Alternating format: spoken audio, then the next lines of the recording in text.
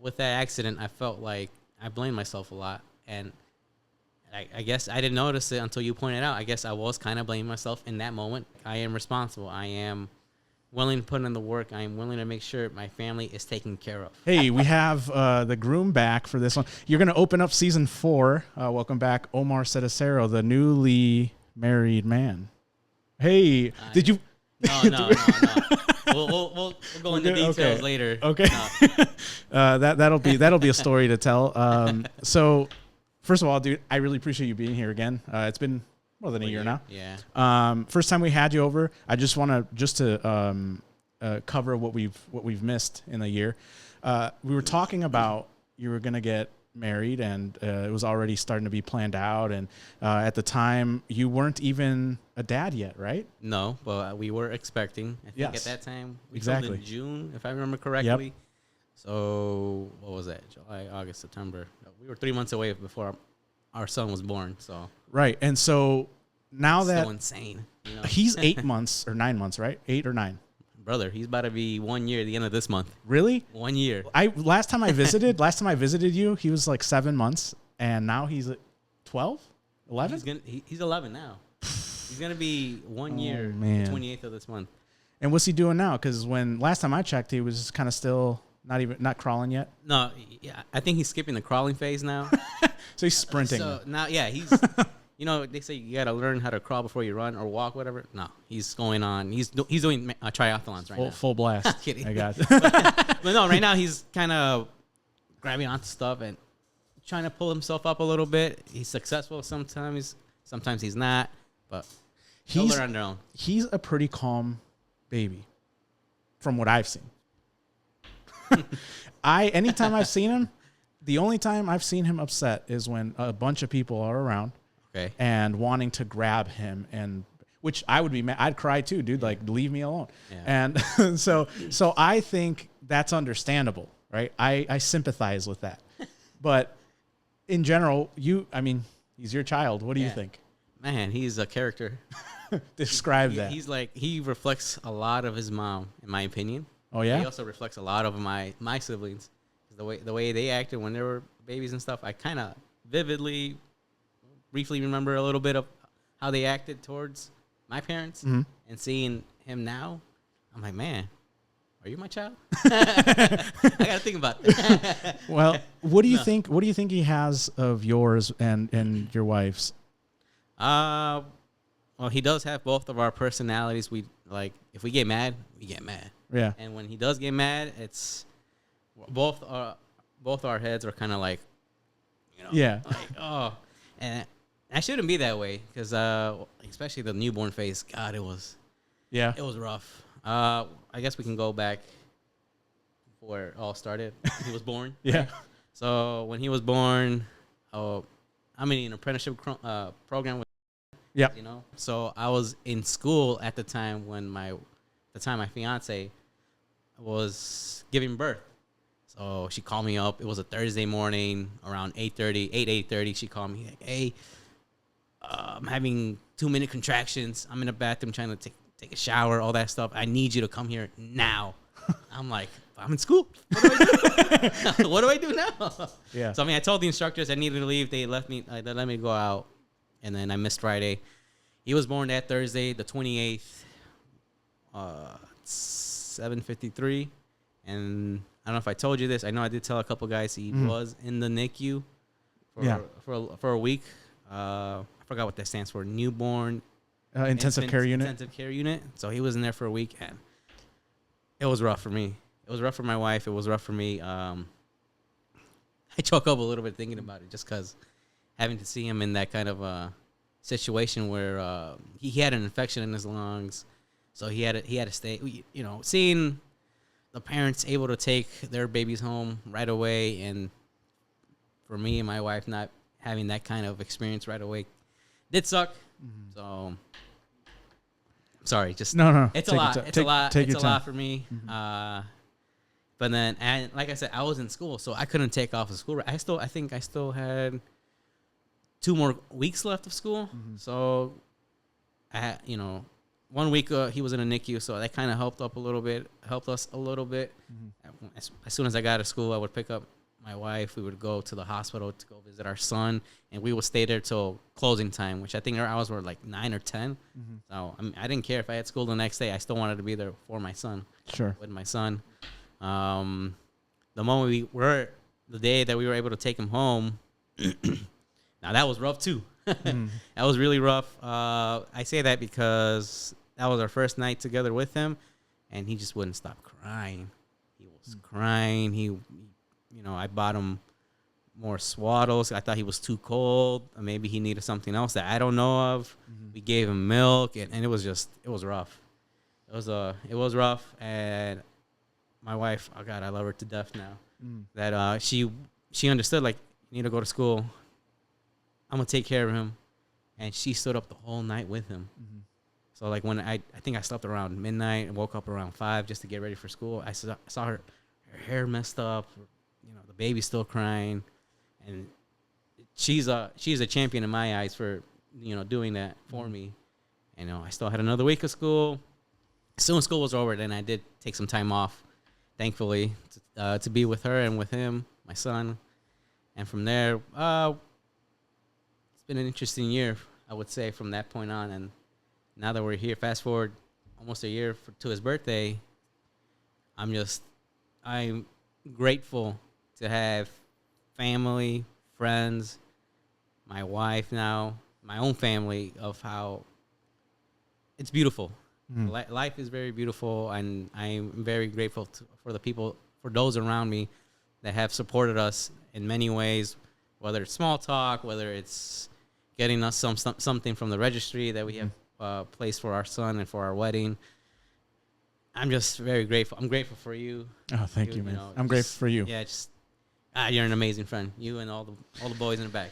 Hey, thank you. I really appreciate it, but it's a reciprocal relationship. And so you are one of my best friends in life, not just in the Marine Corps. And that's one of the reasons why I'm very happy to have you as an opener for the season. And you were the first friend that came on from the Marine Corps that was like, hey, I'll sit down. I don't know what I can offer you, but I'll sit down and I'll have a chat with you just because I believe in what you're doing.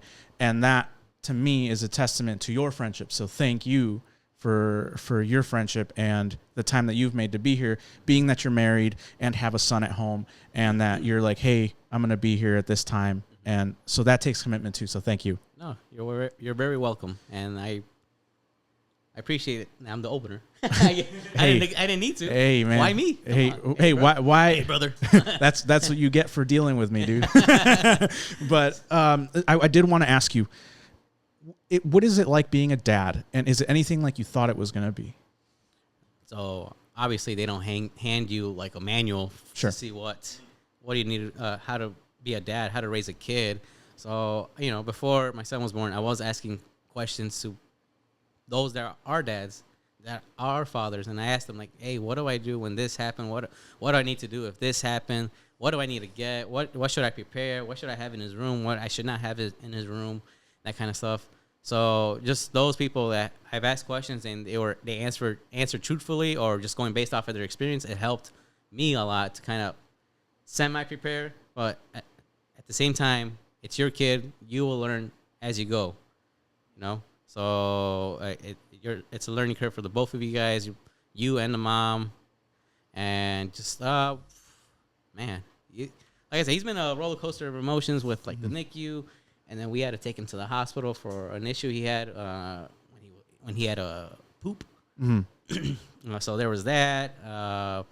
And then like when the doctors would tell us that he's not at the stage that he needs to be for his age, that me and the wife will feel a little bit upset at each other or just at the world, because he's not crawling yet. And I'm like, well, we try. We put him on the floor.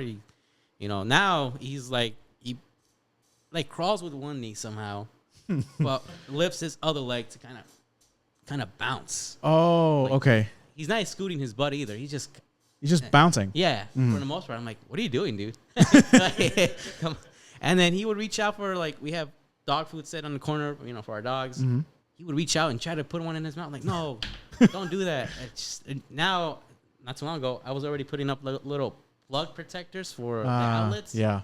That's how active he is now. And, oh, I need a break. I mean, I love my son to death. I love my wife to death.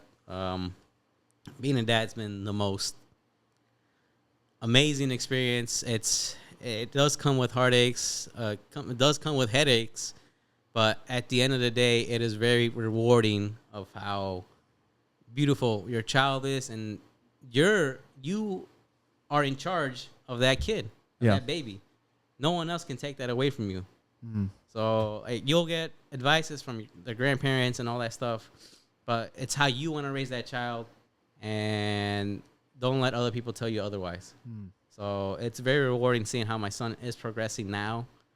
Even if 6 months ago he wasn't at that level, it doesn't matter to me. Mm-hmm. He doesn't need some sort of. They wanted to put him in the intervention program through the state or whatever that is. Mm. I don't know if you ever heard of it. No, what is that? Well, I guess like if your child is not at a stage that he needs to be at for his age, then they send people out to test him, like evaluate him. There you go. That's right. Oh, for developmental. Yeah, pretty much.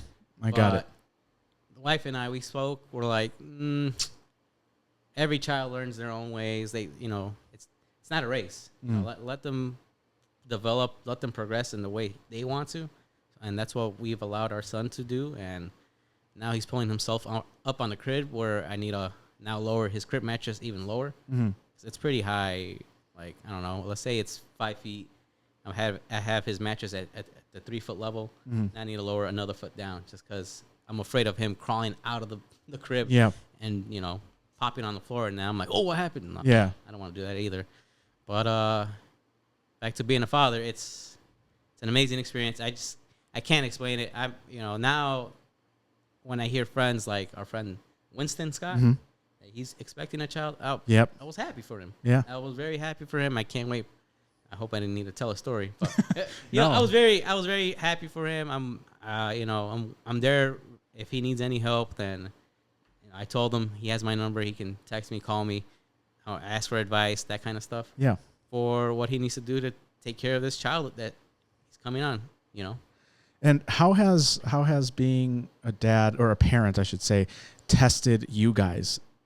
What did you learn about yourselves in almost a year that you guys have been raising your son? Patience, definitely patience, because there's a lot of like the newborn phase. I still go back to the newborn phase because it was rough. Those month and a half, 2 months, where they're just constantly crying, and you don't know what they want.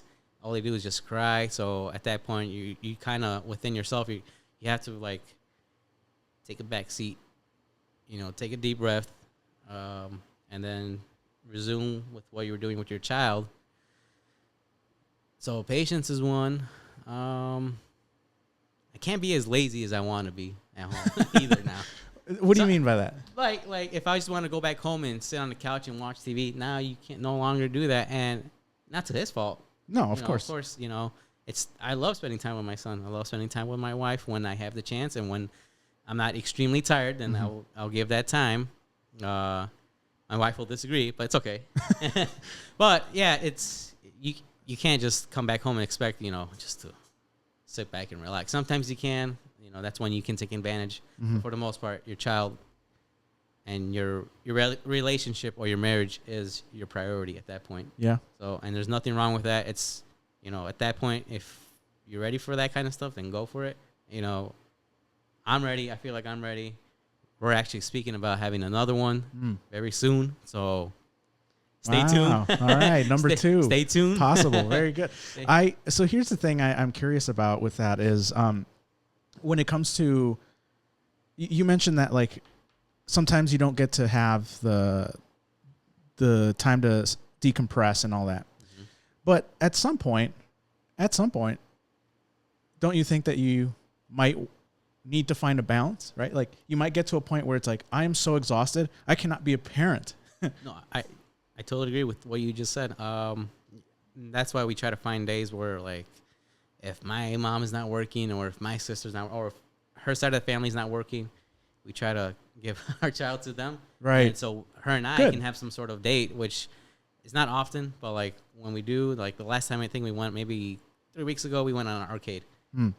Something simple, but yet, it gives us time to still learn about each other that we may not know about each other yet. Yeah. Even though we're married, I'm still learning a lot about her as she is learning a lot about me. So, man, I'm so glad the wedding's over. I ain't gonna lie. That was the stressor of the year. Other than my child, that was the stressor, another stressor on top of me, on top of her, because she was doing the planning. Yeah. And I did tell her, hey, want to get married? I'll pay everything. You got to do the planning because I can't. So here's the thing that I was surprised about. By the way, this is the first wedding I've been to as an adult. So I had no expectations of what the process was, and especially not as a groomsman, which I want to thank you again for considering me as a groomsman. It was a great honor. Thank you for even saying yes. I would that have was smacked you if you said no. Dude, no, that was a easy yes for me. Easy yes. And so I was shocked at the amount of events that were going on for that wedding. So I knew about the reception and I knew about the actual the ceremony itself, right? And I knew that stuff. And so I was expecting, maybe an hour or two at the church, and then the reception, you go and have a little party, and that's that. But I wasn't expecting all the photo shoots. I wasn't expecting all of the planning. It reminded me, when we were at the church, it reminded me of, and in fact, I said this to the guys. You were probably too busy running up and down trying to figure out what was the plan for you guys. But I was kind of joking about how I was like, I feel like we're in drill right now, and we're like, okay, how when for retirement ceremonies, we'd be like, okay, you're going to be here, and then this person's going to go, and when they hit this pillar, you're going to go, and so we're going to go forward march. Like I was like, it feels like that's what we're going to say is forward march once that person goes, and so it just felt like very military in that way, and my brain went to, okay, who's going to be in what position and where do we need to be, and so I would like be perfect, and then as soon as because it was me and obviously one of the bridesmaids, and so we kind of talked, and I was like, okay, so then when they go, you go here, and I'm just going to say and go. And that's literally the little conversations we would have, because like my brain would just shut on into like, precision and the military brain thing. And so when we did that, I was like, wow, I didn't think there was all that many steps to remember to go, okay, you're going to go here, and then you go forward after they go, then you bow, and then you do you go this way. But then once the ceremony is over, there's also we had to do where they give you the body of Christ, the bread. And so then there's that, and I like stuff like that. I was like, wow, there's a lot more than I originally thought. And then we get to that's just the church, then we get to the reception, and so then we have to do the little events too, where we come in and the bridesmaids and the groomsmen go in, and we kind of go one at a time again. And then you guys had your little, by the way, it was really cool. You guys had your little ceremony, and I have a video of it. I'm sure Jake will throw this in there. I'd love to see it. Where you guys come out of the top, and you guys are holding the WWE belts and the champions and stuff. I was like, that's so cool. Is your wife into wrestling? I got her into, so she tells me this all the time. Her family used to watch wrestling when they were in their childhood years or whatever, and then they stopped as soon as they started going to high school, or became teens or whatever. Sure. And then she met me. She knows I'm a huge wrestling fan, and I love wrestling. That's what I grew up because of my dad. Yeah. And ever since, I religiously, like more than I go to church.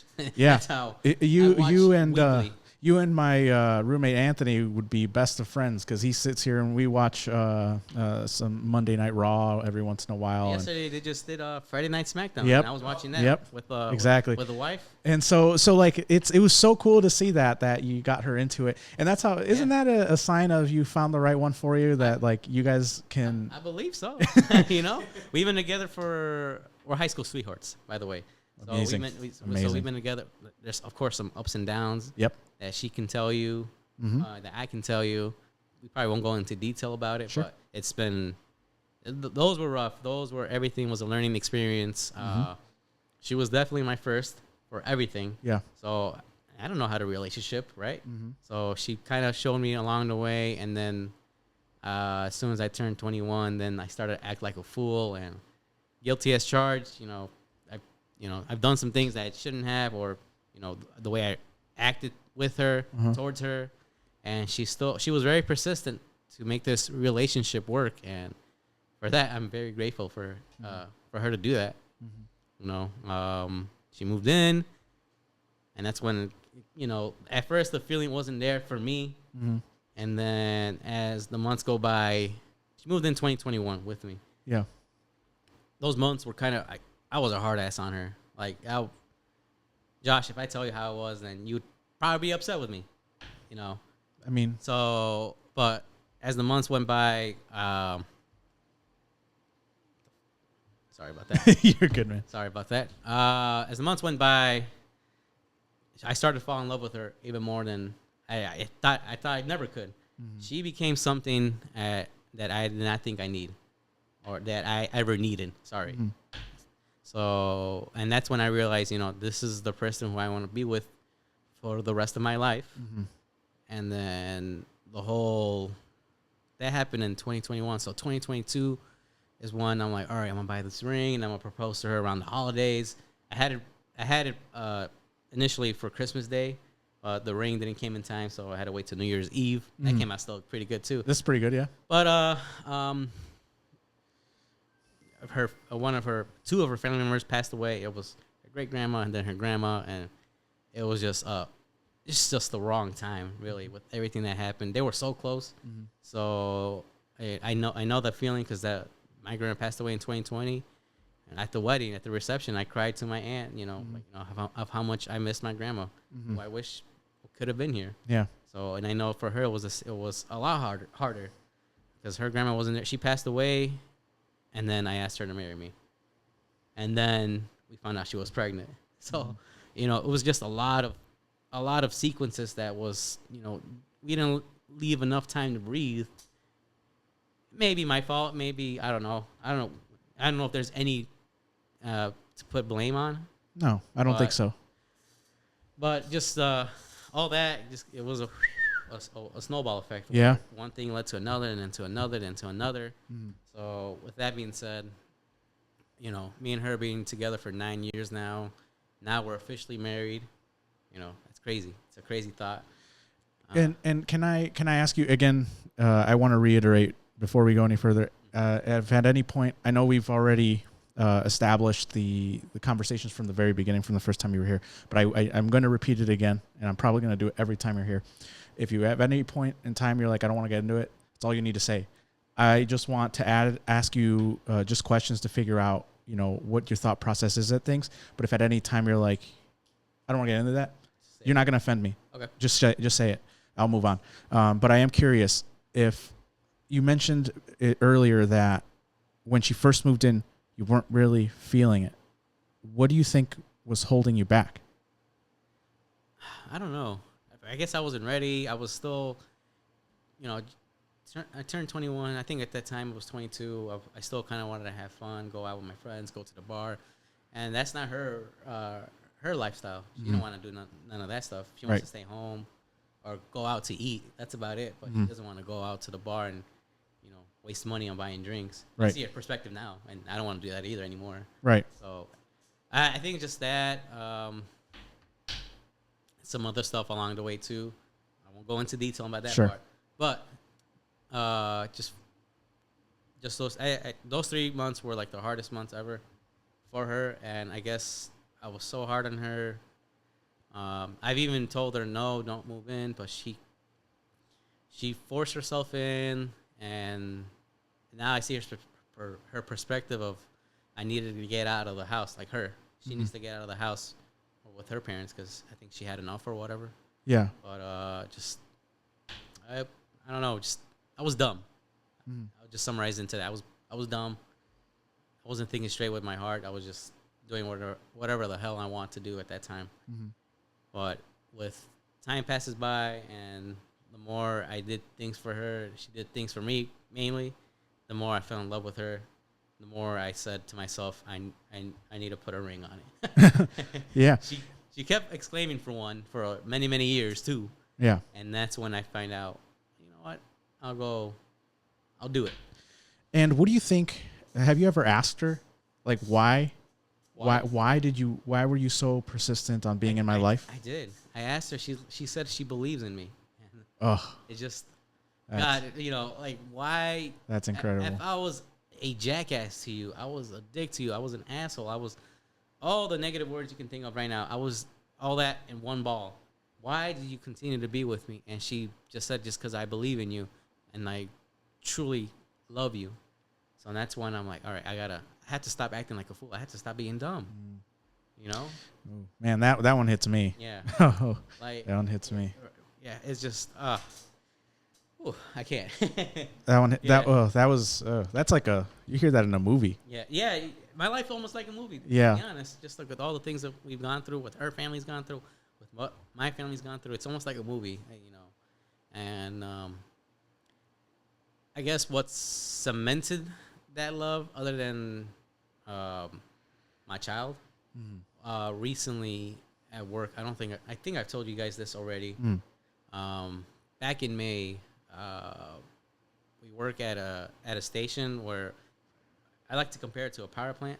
Okay. So we do that kind of stuff, but it's outdoors for Right. the most part. I had to go inside of a manhole, and I had to do a minimal task that took no more than 3 minutes. Let's just say there were steps that should have been taken. Let's just say I was told to do so just because I'm the apprentice. Mm-hmm. And once I got out of that hole, there was an electrical connection behind me. I knew about. Yeah. I didn't mess with. I didn't touch it. I didn't do anything with it. I didn't bump into it. Mm-hmm. Just that as soon as I got out, then that thing failed catastrophically, and it blew up in our faces. No way. Yeah. So I was covered in black, oily water, and then the fire happened. I think 2-3 minutes later. So I got out of the manhole. All right, this is the manhole right here. There was 2 guys at the top already here waiting for me. As soon as I got out, we all 3 of us looked over. That whole thing blew in our faces. Of course, we ran away from that hole, and then it caught on fire after that. So in that moment, that's when I started thinking about my family. My fiance at the time, who's my wife now, and my son. It felt like a movie. Everything was going so slow. So what I think was like 2-3 minutes. It felt like 3 hours because I was thinking about my family.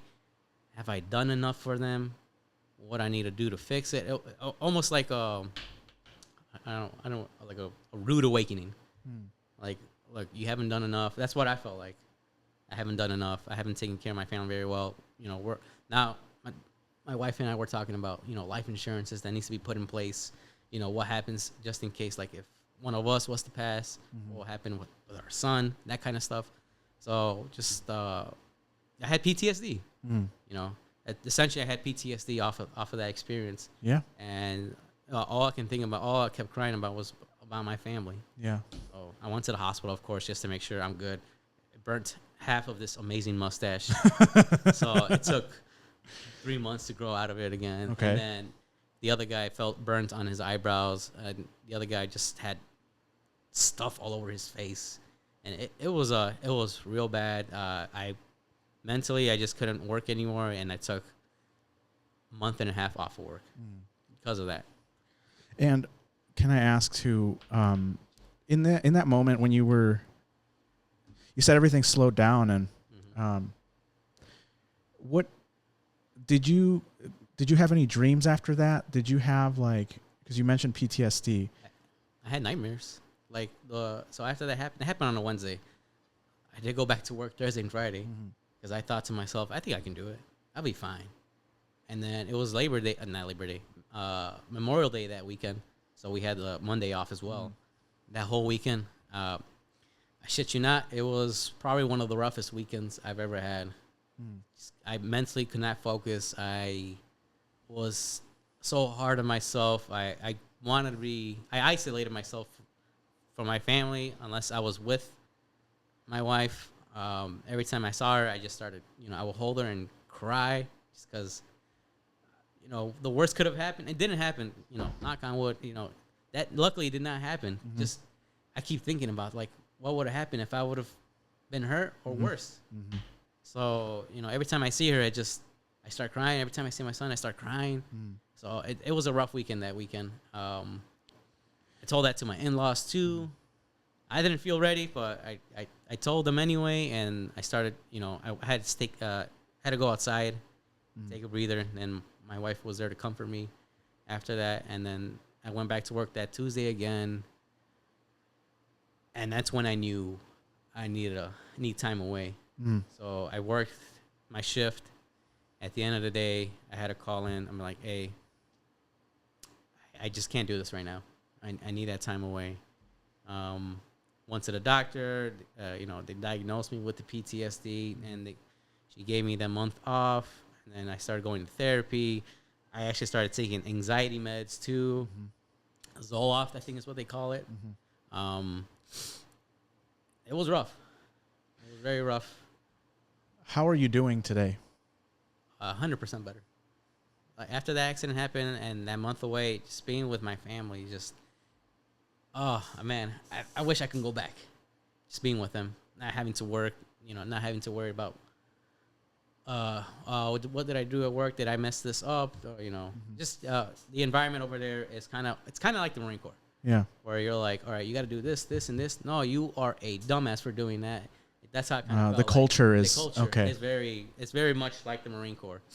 So, you know, being away from that environment, it helped me a lot.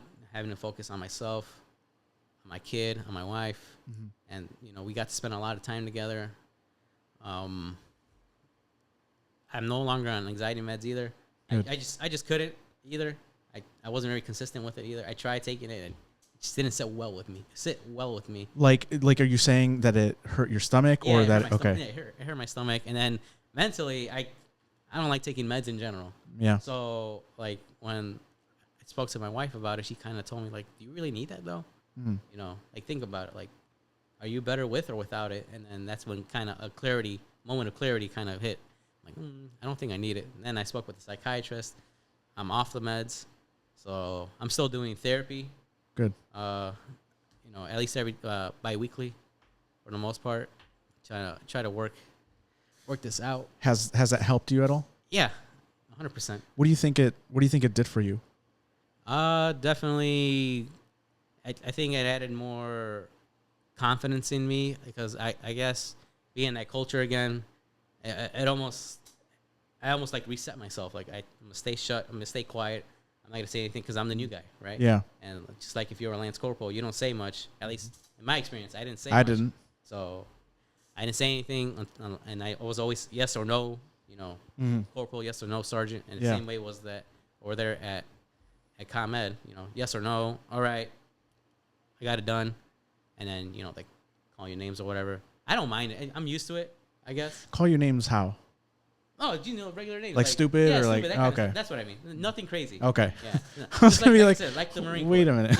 Yeah. Okay. So, I, you know, so I stayed quiet. And because I stayed quiet for that year and a half, almost 2 years now, I almost kind of didn't have the confidence in me like I once had when I was a squad leader in the Marine Corps. What do you think happened? Well, just because I went to a new company. Did the hierarchy thing affect you? Like where it's like, I don't have what I had in there? Yeah, pretty much. So like I'm starting over again.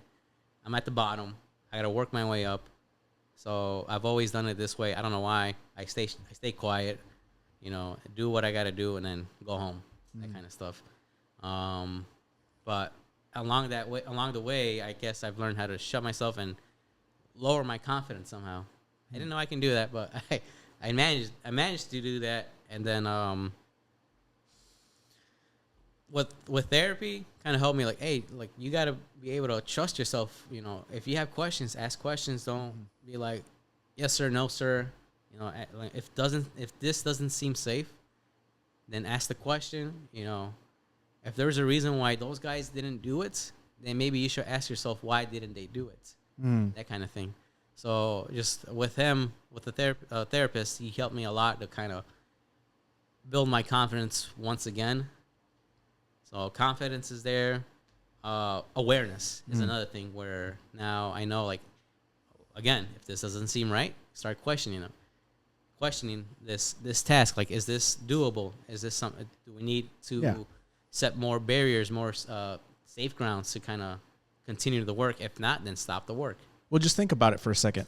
If everybody was doing what they're supposed to be doing, is there a way that the thing that you experienced could have been prevented? Like the accident that happened? Is there a way that could have been prevented? Is there? So, like in the beginning, when I said there's steps that we definitely should have taken that we're not taking. So now, I guess for that particular task, like going inside the manhole, now I know I need to take step A, B, and C before I jump to Z. Right. So I didn't know at the time what steps exactly needed to be taken because I'm still learning. Right. I still don't know what procedures are in place for me to know, like, okay, and you need to do this and that. And I don't have access to that other than the crew leaders that do have that kind of access to it. But you had supervisors, right? And Yeah. that's what I'm asking. So did they supervise effectively, being that you're the new guy? Because you can't take responsibility for being new and not having all the knowledge. If this is a dangerous job, which it sounds like it is, then let's use the Marine Corps for an example, right? What would happen if one of the lance corporals, let's say as a squad leader, if you tell the squad leaders, or not the squad leaders, you tell the lance corporals and Marines, hey, go set up this giant, let's say for example, a big a Whipple antenna, right? Those are pretty heavy when you get the actual mast on there and the actual dish, right? The parabolic dish. Once you get all that stuff on there, it can get pretty heavy.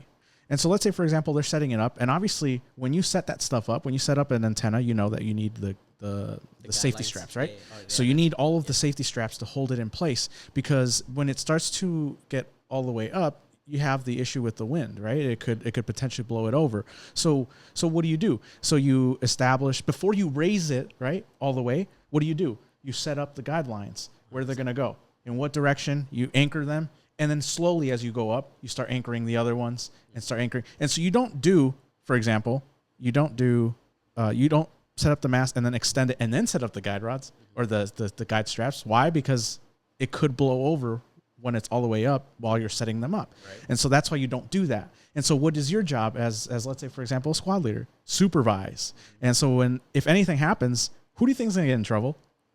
The supervisor? The supervisor. Right. Well, that's another thing. Won't go into detail either. Right. But, and now it's... Right. And so then that's where I'm saying, don't blame yourself for that. Because I already heard you trying to blame yourself for that. And that's not on you. That's what the therapist was telling me. Like, hey, things, bad shit can happen. Yeah. You could be the greatest person in the world. You could be doing all things right. And, bad shit can still happen to that person. So it's not a matter of like, oh, because I didn't do this and this, now I blame myself for this happening. How dare I allow myself to be in that kind of, that's how I was in the beginning. After that accident happened, that's how I was for that month and a half. But with therapy, he made me realize, things happen. You shouldn't blame yourself, and that's really it. And it's important to look at it. And I'm still practicing this sometimes. I sometimes mess this up. Is looking at things subjectively, where it's like, okay, maybe I didn't do this as well as I could, but did I have all the information I needed? And that's important too. It is. And so you can say, you know what, I should have asked more questions. Good, that's good enough. But it's not a thing of like, well, if I would have just, you can't have known things you didn't know. And so the only thing that can be done is, when you're new, the expectation is you're not going to know. Right? And you might not know what questions to ask even when you're new. Just like the Marine Corps. Like the Marine Corps. I guess the excuse is I'm just a Lance Corporal. Yeah. Right? And in some way that, it's fair. Yes. In some way, you don't know what you don't know. Yeah. And so, you can ask questions, but you might not even know the right questions to ask if you don't have the right experience. Because as you get, let's say, for example, this experience taught you what? That there's some steps that needed to have been taken that weren't taken. So now I'm going to ask questions about this particular thing next time I see it, because now I know what to ask for, at least to guide me in a better direction. You might not know all the answers because the one experience isn't going to teach you everything you need to know. It's going to teach you a little bit more about what you need to ask, right? And so then, okay, what questions can I ask about this? But if you're brand new and you've never experienced it, how do you know what questions to ask? You might be able to ask a few questions about, oh, what does this thing mean? What does this thing mean? But that's as basic as the questions are when you're new, is what does this mean? What does that mean? But not, what is the procedure for this? Right. Is this the right procedure? Even. And again, I mean, I blame myself a lot. I don't know why, but, with that time that I had taken off of work, I learned to realize it's not my fault. And now I know what you just said. There's steps I can take. Now I know I have experienced it. Unfortunately, I had to experience the way I had to experience, but now I know I had to speak up. Yep. And that's why I don't do a lot. But now I find myself calling them an asshole sometimes. Yeah. So, I mean, it's fair enough, right? Yep. And so, like, the thing about that is, when it comes to what's the word? There's a word for that. It slipped my mind. But basically, standing up for yourself, representing yourself. I forget. There's a term for it. Whatever. The point is that you to advocate. Yes, advocate. Thank you. Advocating for yourself. Right. That's what that is. It's just like, hey, this doesn't feel safe. Is this correct? Is this right? And whether you're new, it's your first day, or you've been in it for years, like, that question is never unreasonable. Right. And so that's something that you've learned. And did you learn it, unfortunately, a hard way? Yeah. And that's the unfortunate part. Did you have to learn it that way? Probably not. No. Probably not. And so then I want to move on to pushing a little bit forward. You spent some time away from it, right? How long were you away? Month and a half. Okay. And then I went back to work for a month, and then I had to go to school again. So it was that time. So we have 4 schools in total for this apprenticeship, and it just so happened it was right around the corner when I came back from work. So I just worked for that month and then went back to school. So being away from the field again, it felt great. Yeah. Don't get me wrong. And then obviously we know that I was getting married. Yeah. So a lot was happening that time too.